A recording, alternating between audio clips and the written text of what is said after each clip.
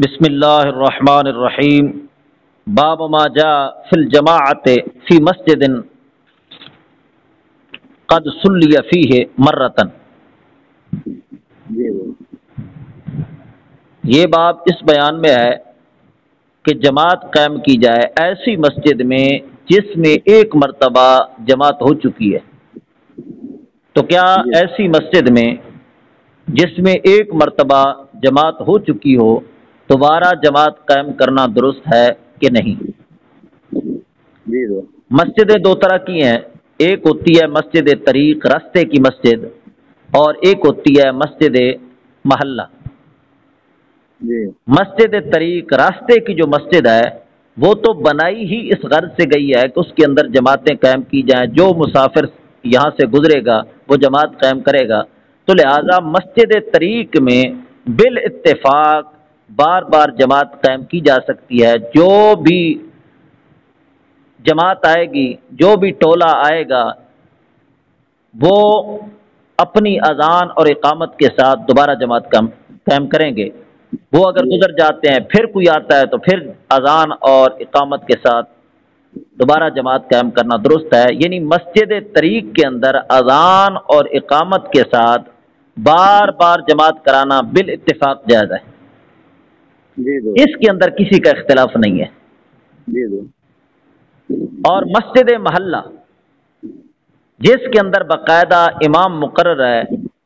اور باقاعدہ جماعت قائم ہوتی ہے، تو کیا اس مسجد محلہ کے اندر ایک مرتبہ جب جماعت ہو جائے دوبارہ جماعت قائم کرنا درست ہے کہ نہیں؟ اس سلسلہ میں اختلاف ہے۔ امام احمد بن حنبل فرماتے ہیں کہ مسجد محلہ کے اندر بھی بار بار جماعت قائم کرنا، جو افراد رہ گئے ہیں، رہنا نہیں چاہیے لیکن کسی عارضہ کی بنا پر جو افراد رہ گئے ہیں تو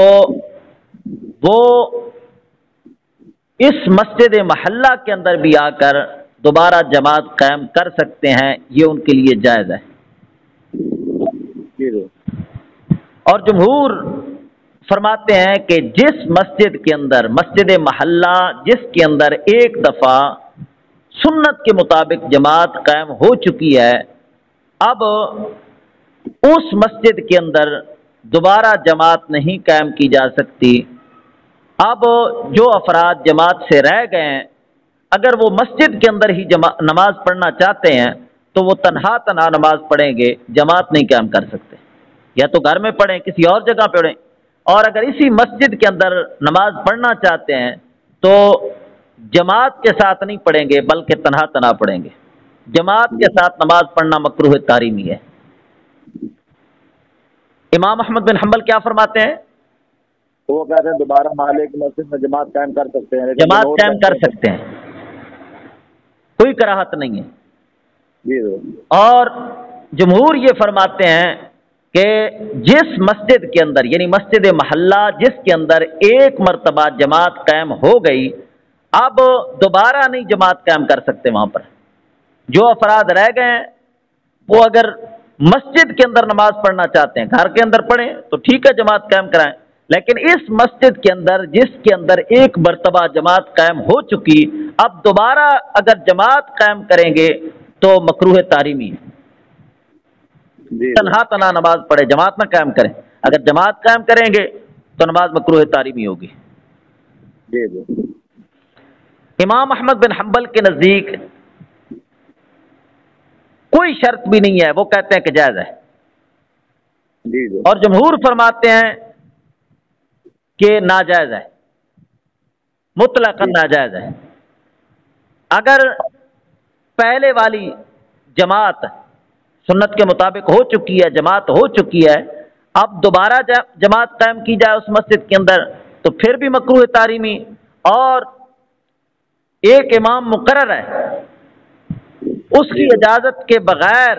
اگر جماعت سے پہلے یعنی جو امام مقرر ہے اس سے پہلے کوئی جماعت قائم کرے گا تو یہ بھی مکروہ تحریمی ہے۔ جو اصل جماعت ہونی ہے اس سے پہلے بھی امام کی اجازت کے بغیر جماعت قائم کرنا مکروہ تحریمی، اور امام جب جماعت کرا دے اس کے بعد دوبارہ جماعت کرانا بھی مکروہ تحریمی ہے۔ لیکن احناف کے مذہب کے اندر تفصیل ہے، جس کو امام احمد رضا فاضل بریلوی رضی اللہ تعالیٰ عنہ نے فتاوی رضویہ شریف کی جلد نمبر 7 کے اندر تفصیلاً بیان فرمایا ہے۔ امام صاحب فرماتے ہیں کہ اگر مسجد بازار کی مسجد ہے یا مسجد طریق ہے، یعنی راستے کی مسجد ہے، تو اس میں تو بالاجماع تکرار جماعت نئی اذان کے ساتھ اور نئی اقامت کے ساتھ بالاتفاق جائز ہے، اس کے اندر کسی کا کلام نہیں ہے۔ نمبر 2، اگر محلے کی مسجد ہے، محلے کی مسجد ہے لیکن اس کے اندر غیر اہل نے جماعت کرائی ہے، یعنی اہل محلہ نہیں تھا، کسی دوسرے نے آ کر جماعت کرا دی ہے، امام جو مقرر تھا اس کی اجازت کے بغیر کسی اور نے جماعت قائم کرا دی ہے، تو اب امام جب آئے گا تو وہ دوبارہ جماعت کرا سکتا ہے، یہ بلا شبہ جائز ہے۔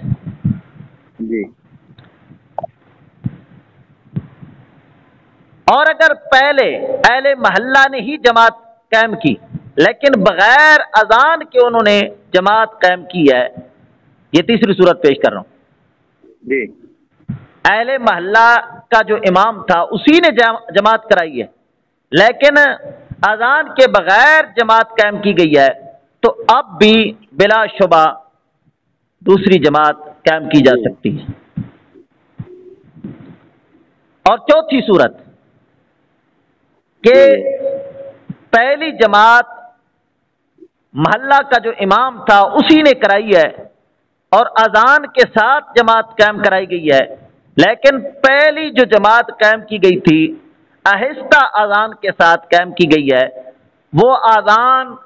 محلے کے اندر گونجی نہیں ہے، کسی کو مطلع نہیں کیا گیا، بالکل آہستہ سے اذان پڑھ کے جماعت قائم کی گئی ہے، تو اب بھی دوبارہ جماعت کرائی جا سکتی ہے۔ اور پانچویں صورت، اگر محلہ کے امام نے ہی جماعت کرائی، اذان کے ساتھ جماعت قائم کی گئی اور اذان بھی انتہائی بلند آواز کے ساتھ پڑھی گئی ہے، لیکن امام جو تھا وہ فاسق تھا یا بدعتی تھا یا اس کی قرات درست نہیں تھی، یعنی اس طرح کی کوئی خرابی تھی، تو لہذا اب بھی کامل طریقے کے ساتھ جماعت قائم کرنے کے لیے دوبارہ اس کا اعادہ درست ہے۔ یہ سب صورتیں احناف کے ہاں اعلیٰ حضرت سرکار فرماتے ہیں یہ قطعی یقینی طور پر جائز ہے، یعنی یہ 5 صورتیں ان میں تکرار جماعت قطعاً اور یقیناً جائز ہے۔ اب رہ گئی 6ٹھی صورت کہ مسجد طریق نہیں تھی، بازار کی مسجد نہیں تھی، محلہ کی مسجد تھی اور اس کے اندر محلہ کے امام نے ہی نماز پڑھائی اور اذان کے ساتھ پڑھائی اور اذان بھی انتہائی بلند آواز کے ساتھ پڑھی گئی اور پھر امام فاسق یا بدعتی بھی نہیں تھا، اس کی قرات بھی بالکل درست تھی، یعنی ساری کی ساری امامت والی جو باتیں ہیں وہ ساری کی ساری پوری پائی گئی، سنت کے مطابق پہلے ایک جماعت قائم ہو چکی ہے، سنت کے مطابق جو ایک جماعت قائم ہو چکی ہے، تو اب کیا دوبارہ جماعت کرا سکتے ہیں کہ نہیں؟ تو اس کے اندر اختلاف ہے احناف کا۔ احناف فرماتے ہیں کہ دوسری جماعت قائم کرنے کے لیے اگر ہیئت بدل دی جائے تو اب جائز ہے، اگر ہیئت وہی برقرار رکھی جائے تو اب مکروہ ہے۔ اگر مکمل وہی ہیئت رکھیں گے جو پہلے والی جماعت کی تھی تو اب مکروہ تحریمی، اگر کچھ ہیئت تبدیل کر لی گئی لیکن کچھ باقی تو کراہت تنزیہ۔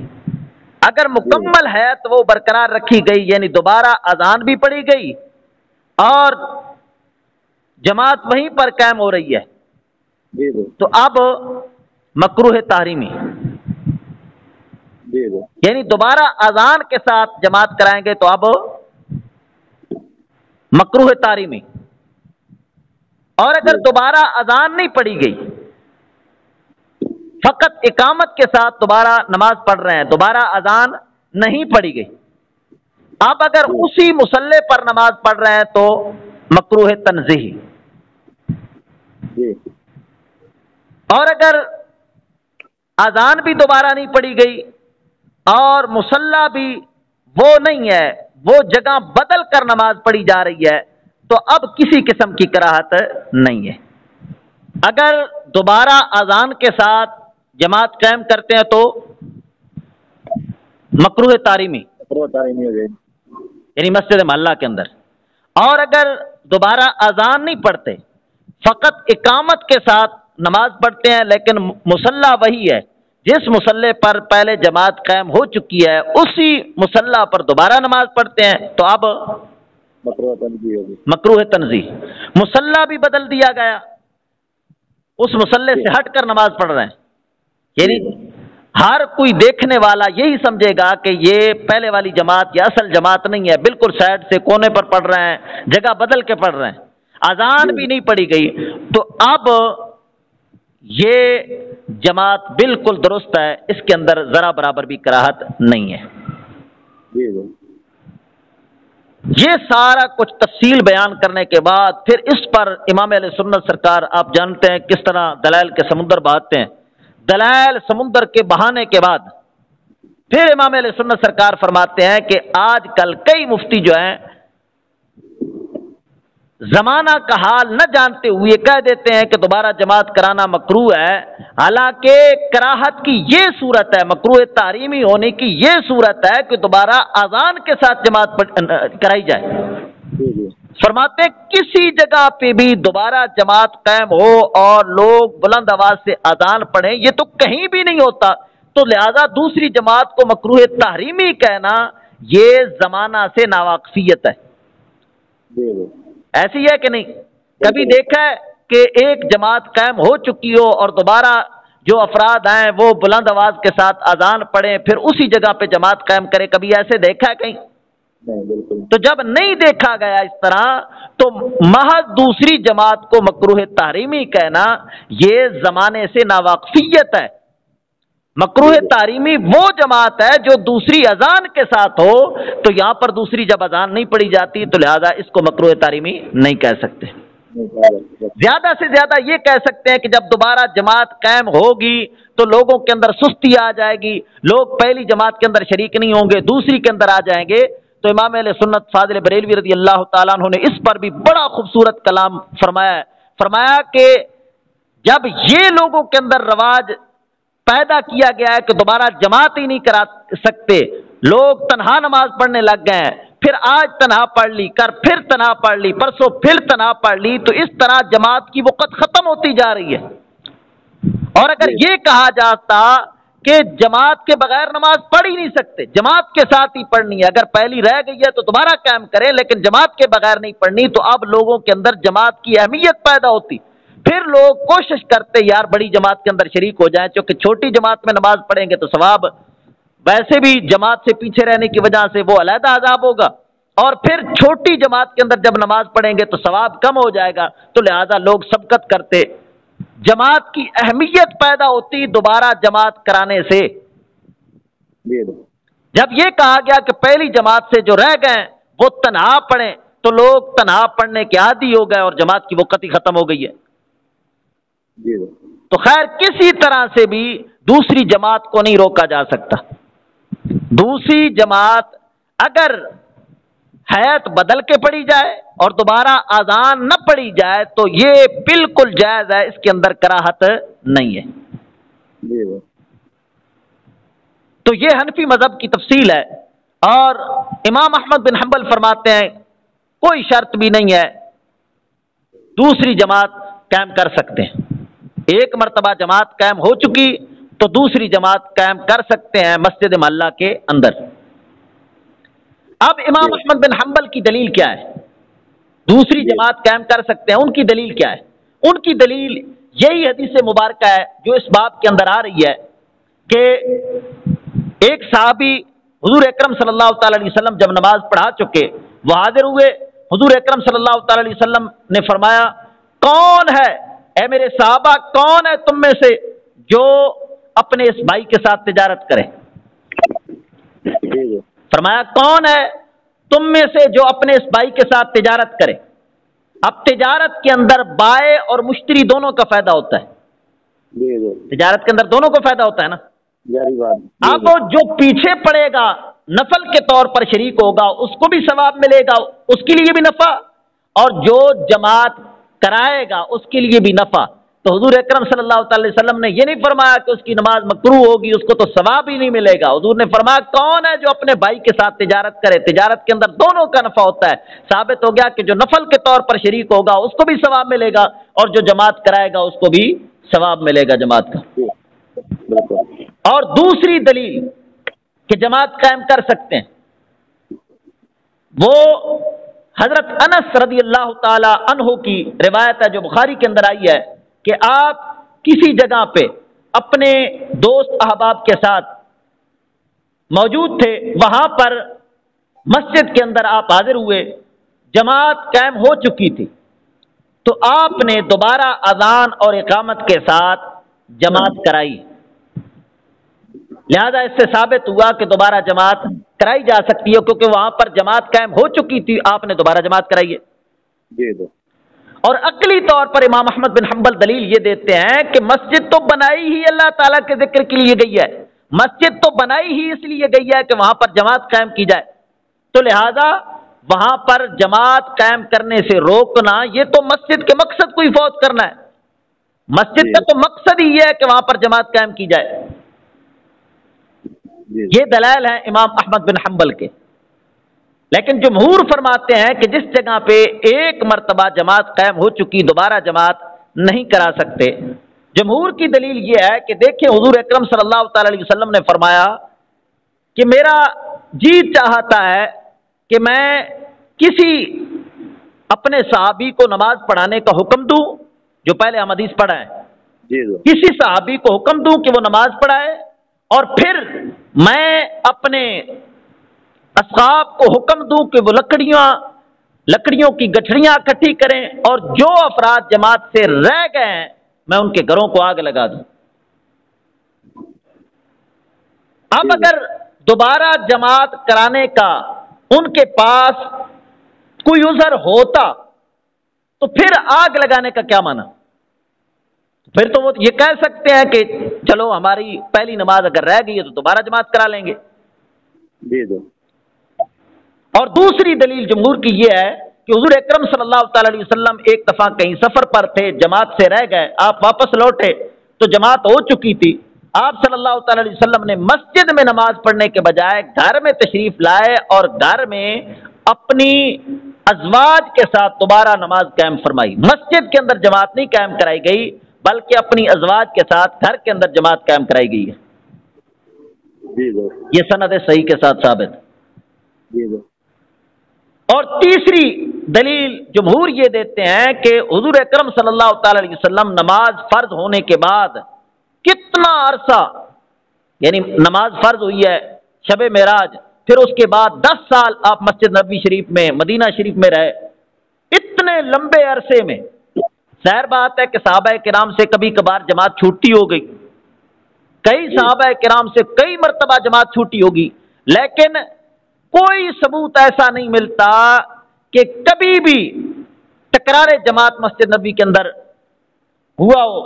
وہاں پر تکرار ہوا ہو، دوبارہ جماعت قائم کی گئی ہو، کبھی بھی ایسے نہیں ہوا۔ جو صحابہ کرام جماعت سے رہ جاتے تھے وہ تنہا پڑھتے تھے۔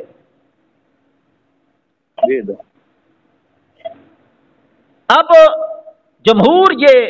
استدلال پکڑتے ہیں کہ جس طرح حضور اکرم صلی اللہ تعالی علیہ وسلم کا کسی فعل پر مواظبت اختیار کرنا،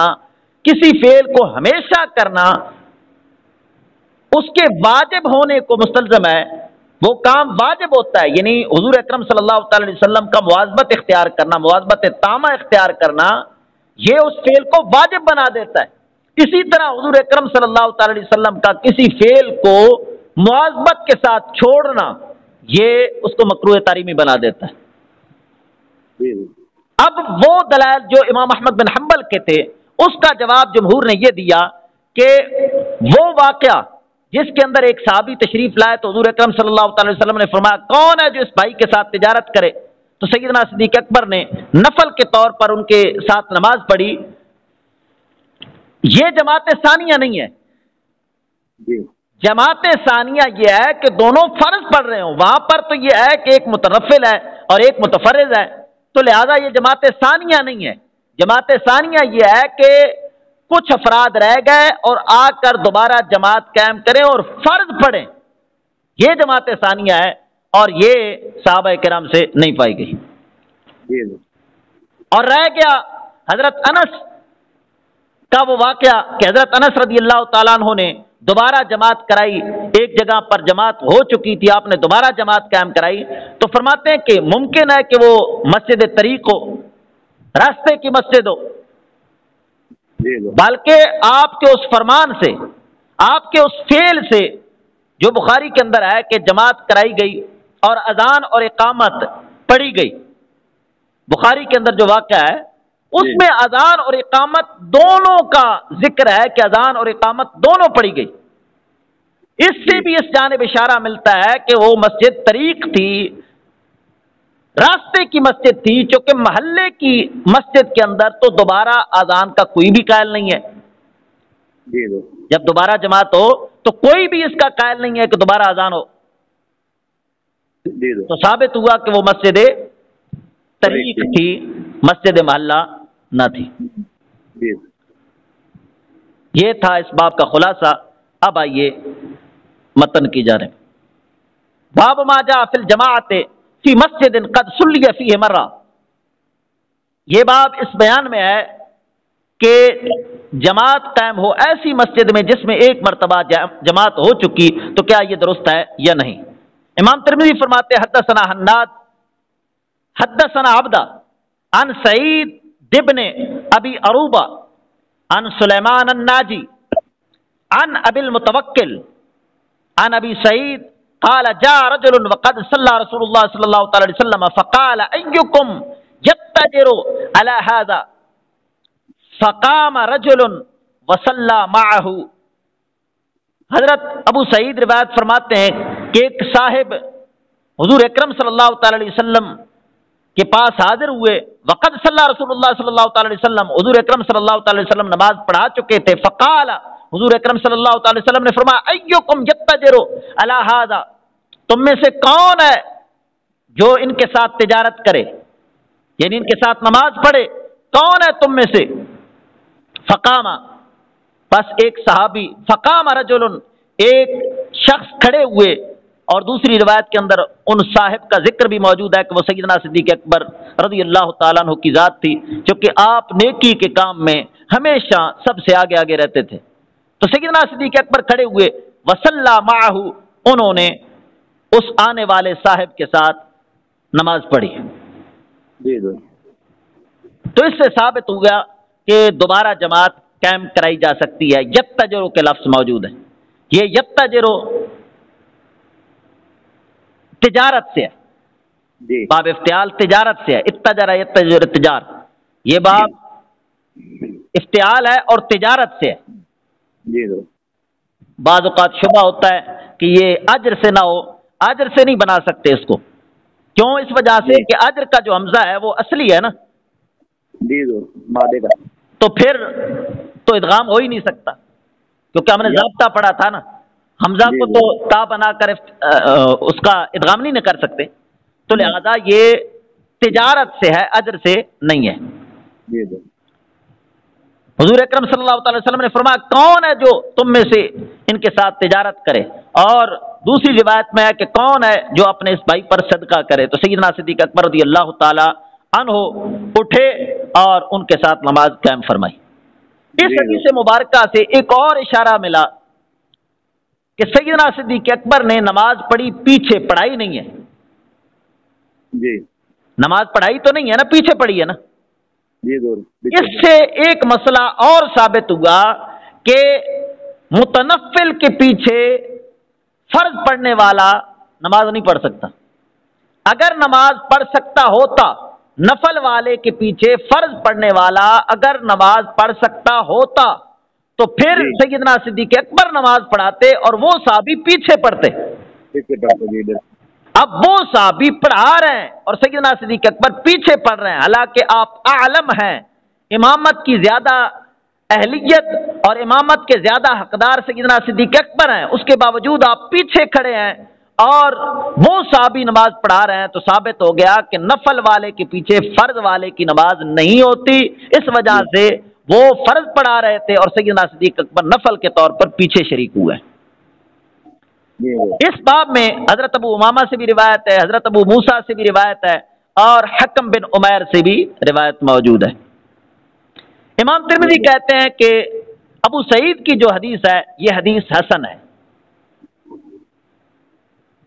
هو قول غیر واحد من اہل العلم من اصحاب النبی صلی اللہ تعالی وسلم وغیرہم من التابعین، اور یہی متعدد اہل علم صحابہ کرام میں سے اور تابعین سے ان کا یہی قول ہے کہ دوبارہ جماعت کرائی جا سکتی ہے. صحابہ کرام بھی اور بے شمار تابعین بھی فرماتے ہیں کہ ایک مرتبہ جب جماعت قائم ہو چکی ہو دوبارہ جماعت کرا سکتے ہیں محلے کی مسجد میں بھی.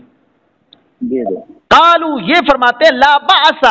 نہیں ہے حرج ان یصلی القوم جماعتا فی مسجد قد صلی فیہ، کہ جماعت کرائے قوم ایک مسجد میں تو اس میں دوبارہ جماعت قائم کرائی جائے، تو فرماتے ہیں اس کے اندر کوئی حرج نہیں ہے. وبہ یقول احمد و اسحاق، اسی کے قائل ہیں امام احمد اور امام اسحاق، فرماتے ہیں دوبارہ جماعت قائم کرائی جا سکتی ہے. وقال آخرون، اور دوسرے فرماتے ہیں من اہل العلم، اہل علم سے دوسرے حضرات فرماتے ہیں یصلون فرادا، دوبارہ تنہا نماز پڑھیں گے. وبہ یقول سفیان، اس کے قائل ہیں سفیان ثوری، ابن مبارک اور مالک اور امام شافعی، یہ فرماتے ہیں یختارون الصلاۃ فرادا، کہ دوبارہ تنہا نماز پڑھی جائے گی، دوبارہ جماعت نہیں کرائی جا سکتی.